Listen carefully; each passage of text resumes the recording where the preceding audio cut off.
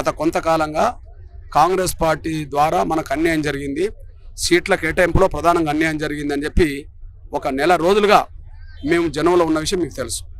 కానీ ఆ జనంలో ఉండడం కాదు, కాంగ్రెస్ పార్టీకి మాదిగల నిరసన కూడా తెలియాలి అని చెప్పి వాళ్ళ నిరసన ధర్నా ఏర్పాటు చేశాం. ఇందిరా పార్కులో ధర్నాలు ఎన్నో జరుగుతాయి కదా. ఎందుకు జరుగుతాయి అంటే అన్యాయం జరిగిందనో లేకపోతే న్యాయం కావాలనో ధర్నాలు జరుగుతాయి. అట్లనే కాంగ్రెస్ పార్టీ మాకు అన్యాయం చేసింది అని కాంగ్రెస్ పార్టీని ఎదుర్కోవడానికి నిరసన వ్యక్తం చేయడానికి ఈ ధర్నా కార్యక్రమం పెట్టాము. మీరు చూశారు, ఇంత ఎండలో కూడా మరి స్వచ్ఛందంగా వేలాది మంది కార్యకర్తలు తయారులు వచ్చారు. వాళ్ళకి సందేశం వెళ్ళిపోయింది. ఈ వారం రోజుల పాటు ఖచ్చితంగా వాళ్ళు మండలాలకు వెళ్తారు, గ్రామాలకు వెళ్తారు, ఇంటింటికి వెళ్తారు. కాంగ్రెస్ పార్టీకి ఓటేయొద్దని చెప్పి మా వాళ్ళని చైతన్యం చేస్తారు. ఖచ్చితంగా కాంగ్రెస్ పార్టీకి ఓటేయకుండా చూస్తారు. ఈ రోజు దళితుల భూములు ఆనాడు 10 సంవత్సరాలలో డంపింగ్ యార్డ్ల పేరు మీద, ప్రకృతి వనాల పేరు మీద, రైతు వేదికల పేరు మీద అడ్డగోలుగా గుంజుకున్నారు. అంతదాకెందుకండి, మందకృష్ణ మాదిగ సొంత భూమి, వాళ్ళ తాతల ఆస్తున్న భూమి ఆరూరు రమేష్ అనే ఒక దరిద్రుడు పూర్తి స్థాయిగా కబ్జాలు చేస్తే ఈ రోజు ఆయన బీజేపీ టికెట్ తెచ్చుకుంటే పోయి ఆయనకు సపోర్ట్ చేస్తున్నాడు. ఇటువంటి నాయకులకు సపోర్ట్ చేసే వీళ్ళు ఈ రోజు మళ్ళా భారతీయ జనతా పార్టీని గెలిపించాలి, ఏదైతే రాజ్యాంగాన్ని రద్దు చేస్తా అంటుందో అటువంటి వాటిని గెలిపించాలని చెప్పి వీళ్ళు మాట్లాడుతుంటే ఎక్కడనో వీళ్ళ సెల్ఫ్ అజెండా కనిపిస్తుంది, సెల్ఫ్ గోల్ కనిపిస్తుంది. ఎక్కడ కూడా జాతికి సంబంధించి గోల్ కనిపించట్లేదు. ఏదో కాంగ్రెస్ పార్టీ మాదిగలకు అన్యాయం చేయబోతుంది, కాంగ్రెస్ పార్టీ ద్వారా అసలు మాదిగలకు అసలు లైఫ్ లేదు అనే విధంగా వీళ్ళు మాట్లాడి చిత్రీకరించే ప్రయత్నం చేస్తున్నారు. 100% ప్రత్యక్షంగా కాకపోయినా పరోక్షంగా ఈరోజు వర్గీకరణ అమలు చేసింది కాంగ్రెస్ పార్టీ.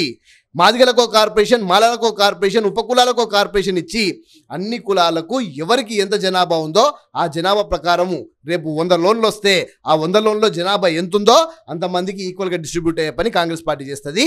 దీని మీద హర్షం వ్యక్తం చేసే పని మందకృష్ణ మాదిగ గారు కానివ్వండి, మోత్కుపల్లి నరసింహ గారిని చేరు కేవలం జాతిని డైవర్ట్ చేసే ప్రయత్నం చేస్తున్నారు under the direction of Narendra Modi. వాళ్ళు చేయాల్సింది రాజ్యాంగ పరిరక్షణ దీక్ష కాదు. కాంగ్రెస్ పార్టీలో రాజకీయంగా మాదిగల పరిరక్షణ దీక్ష చేసుకుంటే బాగుండేది. అక్కడ కాంగ్రెస్ పార్టీలో మాదిగల రాజకీయ పరిరక్షణ దీక్ష చేసుకుంటే బాగుంటుంది. ఎందుకంటే రాజ్యాంగం బాగానే ఉన్నది, రిజర్వేషన్లు బాగానే ఉన్నాయి, రాజ్యాంగానికి డోక లేదు, రిజర్వేషన్ డోక లేదని చెప్పి ప్రధానమంత్రి చెప్తున్నాడు. రాజ్యాంగానికి ఏ రకంగా ప్రమాదం వచ్చినా దాన్ని ఎదుర్కొంటా, నా ప్రాణం ఉన్నంత వరకు రిజర్వేషన్ జోలికి రాజ్యాంగం జోలికి వాళ్ళు రాకుండా అడ్డుకుంటా అని చెప్పి గౌరవ నరేంద్ర మోడీ అన్నాడు. ప్రధానమంత్రికి అంతా అన్న తర్వాత ఇప్పుడు ఎందుకు కూర్చున్నారు వాళ్ళు? కేవలం మాదిగల ఆవేదన రోడ్డెక్కి సమాజంలోకి వెళ్లకుండా చేయడం కోసం, డైవర్షన్ కోసం కూర్చున్నారు. తెలుగుని మాట్లాడుతున్నా, తెలుగు లేక మాట్లాడుతున్నారా? మాకు రిజర్వేషన్లు ఎక్కడ కావాలి? చదువులో కావాలి. మాకు రిజర్వేషన్లు చదువులో కావాలి. చదువులన్నీ ప్రైవేట్ యూనివర్సిటీలు అవుతున్నాయి, కనిపించట్లేదా మీకు? ప్రైవేట్ యూనివర్సిటీలు అవుతుంటే మీ ఎంఆర్పిఎస్ ఏం చేస్తుంది? ధర్నాలు చేయకుండా ఏం చేస్తుంది? ప్రైవేట్ యూనివర్సిటీలో రిజర్వేషన్స్ ఉన్నాయా? లేవు. మాకు ఉద్యోగాలకు కావాలి రిజర్వేషన్స్. ఎల్ఐసి అమ్ముతుంటే ఏం చేసిర్రు? ఎంటీఎల్ అమ్ముతుంటే ఏం చేసిర్రు? పోర్ట్లు అమ్ముతుంటే ఏం చేసిర్రు?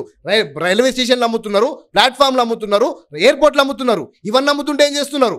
పూర్తి స్థాయి మొత్తం గవర్నమెంట్ వ్యవస్థనే మొత్తము ప్రభుత్వ రంగ సంస్థలు అమ్ముతుంటే చేతుల గాజులు దొరుకుని కూర్చున్నారా? ఈరోజు వాళ్ళు రిజర్వేషన్లకి ఏం ప్రమాదం లేదు, రాజ్యాంగంకి ఏం ప్రమాదం లేదు. అరే ఉద్యోగాలు లేవు, ఉద్యోగాలు మొత్తం ఖతమవుతున్నాయి. మాకు కావాల్సిన ఉద్యోగాలు, వైద్య, విద్యం ఎక్కడ లేదు. వైద్యం కూడా మొత్తం పూర్తి స్థాయిగా కార్పొరేటైజేషన్ అయిపోయింది. మొత్తం ఆదాని అంబానీ చేతులకు వెళ్ళిపోతుంది దేశం అంతా. ఏం జరుగుతుంది అంటే ఉద్యోగాలన్నీ పోతుంటే అక్కడ మాట్లాడరు ఎంఆర్పిఎస్. మా మొత్తం విద్య మొత్తం ప్రైవేట్ యూనివర్సిటీలు అయితే మాట్లాడరు. ఈరోజు మాదిగలకు అన్యాయం జరుగుతుంది, ఈ కులాలకు అన్యాయం జరుగుతుంది, మొట్టమొదటిగా మొత్తం దళిత జాతికి అన్యాయం జరుగుతుంది. ఆ అన్యాయంలో భాగం వీళ్ళు అంటున్నా, నేను 100% వీళ్ళు అంటున్నా. వీళ్ళ ద్వారా మొత్తం మా జాతిని మొత్తం తాకట్టు పెట్టేసిండ్రు. రేపు భవిష్యత్తులో మా పిల్లలకు చదువులు ఉండవు, మా పిల్లలకు ఉద్యోగాలు ఉండవు. ఏం చేయాలి?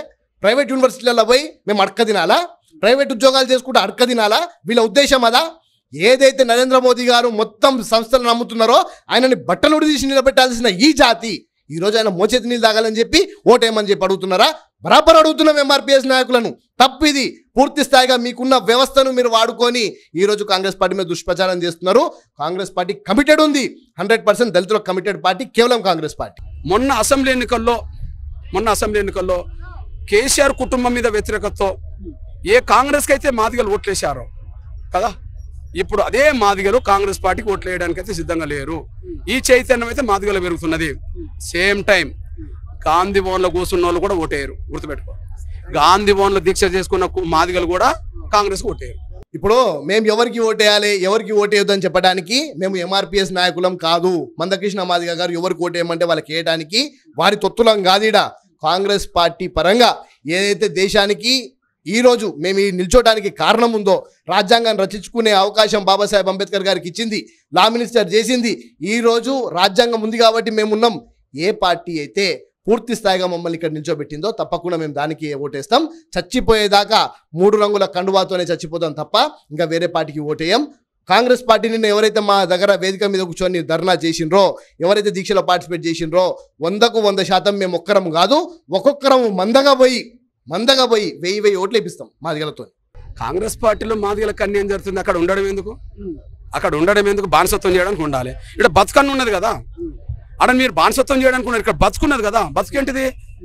మా బిడ్డలకు చదువుకునే అవకాశాలు రావాలంటే వర్గీకరణ జరగాల, మా బిడ్డలకు ఉద్యోగాలు రావాలంటే వర్గీకరణ జరగాల.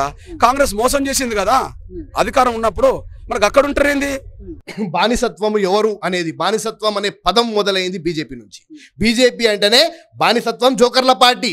అందులో బానిసత్వం చేపించేటోళ్ళు ఉంటారు, జోకర్లను చేసేటోళ్ళు ఉంటారు, ఇంకా వేరేటోళ్ళు అక్కడ ఉండరు. వాళ్ళు మనుధర్మ శాస్త్రాన్ని చేతిలో పట్టుకొని భారత రాజ్యాంగాన్ని జంతర్ మంతర్లో తగలబెట్టిన నాయకులు బీజేపీ నాయకులు. ఈ మాట వాస్తవం కాదా? మీ పార్టీ ఎంపీనే ఈ మందకృష్ణ మాదిగ గారు ఇప్పుడు బీజేపీ నాయకుడు అయిపోయాడు. ఈ పార్టీ ఎంపీనే అనంత్ హెగ్డే అనే ఒక ఎంపీ, కర్ణాటకకు చెందిన ఎంపీ, రాజ్యాంగాన్ని మారుస్తామనంటే ఇంతవరకు షోకాజ్ నోటీస్ ఎందుకు ఇవ్వలే? ఎందుకు సస్పెండ్ చేయలే? అదే మా పార్టీలో ఎవడన్నా నాయకుడు ఇట్లా పిచ్చి పిచ్చి కూతలు కూస్తే చెప్పు తీసుకొని కొట్టి వానికి షోకాజ్ నోటీస్ ఇచ్చి పార్టీ నుంచి బహిష్కరిస్తాం మేము. ఈరోజు వాళ్ళు బహిరంగంగా, జ్యోతి మిర్దా అనే ఒక నాయకురాలు, రాజస్థాన్కి చెందిన నాయకురాలు, రాజ్యాంగాన్ని మార్చేస్తాం ఈసారి ప్రభుత్వంలోకి వస్తే 1925లో గోవాల్కర్ గారు చెప్పినారు 100 సంవత్సరాలలో హిందూ దేశంగా ప్రకటిస్తామని, 2025లో హిందూ దేశంగా ప్రకటించబోతున్నామని బహిరంగంగా చెప్పింది. అటువంటి పార్టీకి మీరు ఓటేయమని చెప్తారా? ఈరోజు హిందువులు, ముస్లింలు, సిక్కులు, ఈసాయిలు అందరూ కలిసి ఉండే సెక్యులర్ భారతదేశంలో ఏం చిచ్చులు పెడుతున్నారు?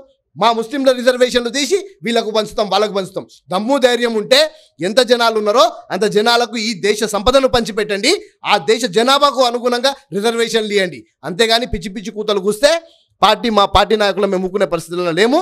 మేము ప్రశ్నించడం బయట ఉన్నాం. మా జాతి ఆలోచిస్తున్నది. వాళ్ళని మమ్మనండి కాంగ్రెస్ పార్టీకి మాదిగలు ఓట్లేయమని చెప్పి వాళ్ళు పోలేరు. గాంధీవాన్లో కూర్చుంటారేమో కానీ మాదిగ పల్లెలకు వెళ్ళలేరు. నేను రోజు 7-8 పల్లెలకు పోతున్నా. రోజు పొద్దున లేస్తే అటు పరిగి ఇన్ఛార్జ్గా పరిగిలో పోయినా, మాదిగ పల్లెల్లో తిరుగుతున్నా, మా కడియం సిఐ దగ్గరికి పోయినా, రేపు పొద్దున మళ్ళీ వర్ధనపేట పోతున్నా. రోజు మాదిగ పల్లెలకు పోతున్నాము. మాదిగ పల్లెలకు ఎవరు కూడా కేర్ ఆఫ్ అడ్రస్ తీసుకోలేదు, ఎవరు కూడా రాజులు కాదు. మాదిగ పల్లెలకు వీళ్ళు కేర్ ఆఫ్ అడ్రస్ తీసుకొని మీరు పోలేరు, మేమే పోవాలి, ఎంఆర్పిఎస్ఏ మాదిగ పల్లెలు లేదు. మాదిగ పల్లెలలో ఓటింగ్ అయిపోయిన తర్వాత తెచ్చి చూసుకుందాం. మా మాదిగ పల్లెలల్లో 90% ఓట్లు కాంగ్రెస్ పార్టీకి పడతాయి. వాళ్ళు అక్కడ చేయాల్సింది, గాంధీ భవన్లో చేయాల్సింది వాస్తవం ఏంది? కాంగ్రెస్ పార్టీలో మాదిగల పరిరక్షణ, రాజకీయ పరిరక్షణ దీక్ష వాళ్ళు చేయాలి. అది చేయకుండా ఇది చేయడంలో వచ్చేది ఏమున్నది? కేవలం వాళ్ళ రక్షణ కోసం కూడా వాళ్ళు ప్రయత్నం చేయరని రేవంత్ రెడ్డి ఏం చెప్పమంటే ఏది చెప్తే గదే చెప్తారని చెప్పి రేవంత్ రెడ్డి భజన పడలే తప్ప మాదిగల అస్తిత్వాన్ని కూడా కాంగ్రెస్ పార్టీలో కాపాడుకోలేనంత బలహీనులు వాళ్ళ అనేసి రుజువుతాను. ఎక్కడ ఏం చేయాలో ముఖ్యమంత్రి రేవంత్ రెడ్డి గారికి తెలుసు. ముఖ్యమంత్రి గారు పిసిసి అధ్యక్షుడిగా అయిన తర్వాత తీసుకున్న మొట్టమొదటి దీక్ష దళిత గిరిజన ఆత్మగౌరవ దండోరా. ఈ రాష్ట్రంలో కేసీఆర్ మీద ఉక్కుపాదం మోపటానికి మొట్టమొదటిగా బయలుదేరిందే దళిత గిరిజన ఆత్మగౌరవ దండోరా పేరు మీద. ఈరోజు 3 పార్లమెంట్ టికెట్లలో ఇవ్వలేదు అని అంటున్నారు. బైండ్ల కులం ఏంది? మాదిగల ఉపకులం కాదా? మీరు ఎంఆర్పిఎస్ పోరాటం దేనికి చేస్తున్నారు? మాదిగలు మాలలకు ఎక్కువ వస్తుంది ఫలాలు, మాదిగలకు తక్కువ వస్తుంది. ఉపకులాలకు అసలు ఫలాలు రావట్లేవు. ఉపకులాలకు కూడా ఫలాలు వచ్చి మాదిగలకు జనాభా ప్రాతిపదికగా వచ్చేదే మీ ఎంఆర్పిఎస్ ఉద్యమం. మరి మాదిగ ఉపకులంలో ఉన్న ఒక బైండ్ల కులమోనికి మేము టికెట్ ఇస్తే ఆయన మాదిగ కాదు, బైండ్ల, ఆయన ఉపకులం. మీ పోరాటమే ఉపకులాలలో అందరికీ కూడా సమాన హక్కులు రావాలని కదా. మరొక బైండ్లలో నుంచి ఉన్న మా కడియం సిఆర్ గారికి టికెట్ ఇస్తే ఇదే దండోరా ఉద్యమానికి ప్రతి ఒక్క మీటింగ్లో మీకు ఆర్థికంగా ఇచ్చినాడు, మీటింగ్లలో వచ్చి మాట్లాడిండు. అప్పుడు ఆయన మాదిగ ఉపకులం అనిపించలే మీకు. ఈరోజు మీరు అనుకున్న వాళ్ళకి టికెట్ రాలేదని మీ బీజేపీ పార్టీ ఆరూరి రమేష్, మీ భూమి కబ్జా పెట్టిన ఆరూరి రమేష్ ఆయనని గెలిపించుకోవడానికి బైండ్ల కులము ఉపకులం అని చెప్పి మీరంతా ఇవన్నీ మాటలు మాట్లాడుతున్నారు. ప్రజలు అర్థం చేసుకుంటున్నారు. మందకృష్ణ గారు నిజంగా ఆయన వెనకాల మాదిగ జాతంతా ఉంటే దేశంలో 60 నుంచి 70 లక్షల మాదిగలు ఉన్నారు. ఆయన ప్రధానమంత్రి మోదీని గట్టిగా హత్తుకొని, ఆయన భుజాలను హత్తుకొని ఏడుచుకుంటూ ఆయన అంగి దడిచింది కానీ ఆయన గుండె దడవలేదు నరేంద్ర మోడీ గారిది. మరి అంత ఏడ్చి గగ్గోలు పెడితే రాష్ట్రంలో మొత్తం 119 సీట్లల్లా బీజేపీకి వచ్చిన ఓట్లు 30 లక్షల ఓట్లు. అంటే 60-70 లక్షల మంది మాదిగలు ఉన్న ఈ రాష్ట్రంలో మీరు అంత గగ్గోలు పెట్టినా కూడా అంత జనాభా కలిసి చేసిన ఓట్లు బీజేపీకి 30 లక్షల ఓట్లు.